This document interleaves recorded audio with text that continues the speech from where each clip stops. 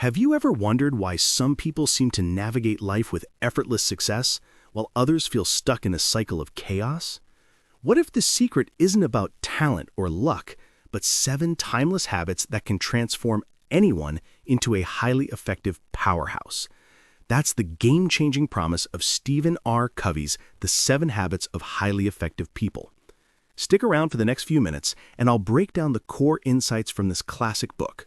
You'll walk away with practical tools to boost your productivity, strengthen your relationships, and live with more purpose. Whether you're grinding through a tough job, building a family, or chasing big dreams, these habits will equip you to handle it all like a pro. No fluff, just real actionable wisdom that has changed millions of lives.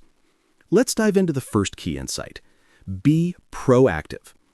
At its heart, this habit is about taking responsibility for your own life instead of blaming circumstances. Covey explains that between any stimulus like a rude boss or a rainy day and your response, there's a space where you choose how to react. It's not what happens to you, but what you do about it. Picture this. Imagine you're stuck in traffic on your way to an important meeting. A reactive person might honk, curse, and arrive frazzled, letting the delay ruin their day. But a proactive one? They use that time to listen to a podcast or plan their pitch, turning a setback into an opportunity. I remember a story from the book about Viktor Frankl, a Holocaust survivor who realized even in the worst conditions, he could choose his attitude. That's proactivity in action. Now, how can you apply this? Start small. Next time something goes wrong, pause and ask, what can I control here? Shift from I have to I choose to. It might feel awkward at first, but over time, it'll empower you to own your outcomes instead of playing victim. But here's the part most people miss. Effectiveness isn't just about reacting, it's about envisioning your future. That leads us to the second insight. Begin with the end in mind.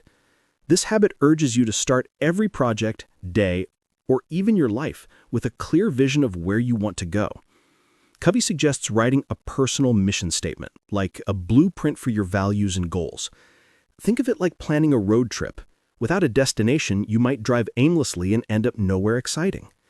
Covey shares an analogy of climbing a ladder only to find it's leaning against the wrong wall.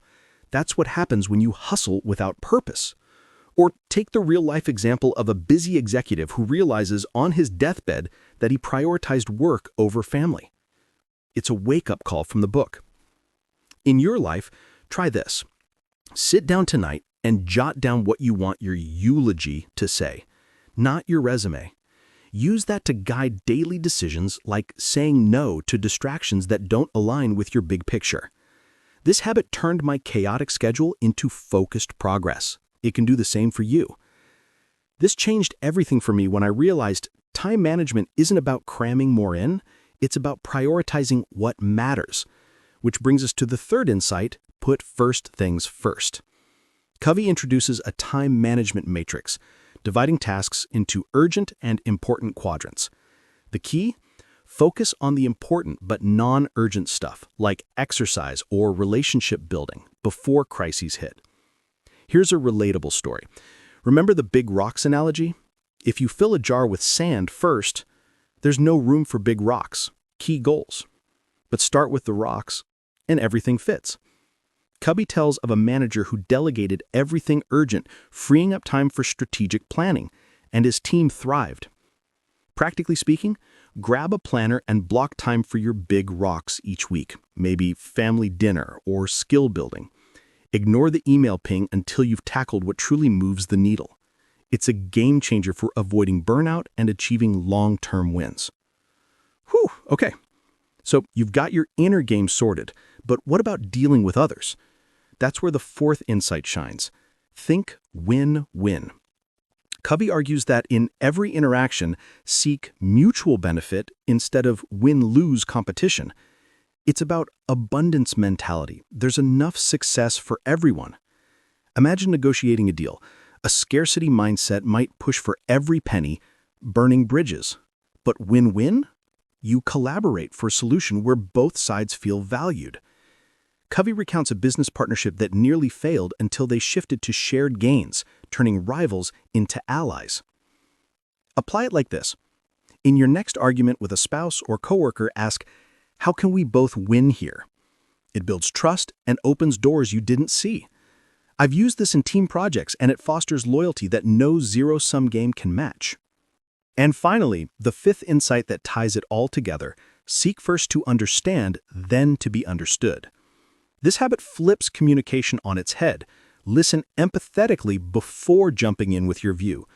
Covey calls it diagnosing before prescribing, like a doctor who listens to symptoms first. Rhetorical question. How often have you felt unheard in a conversation?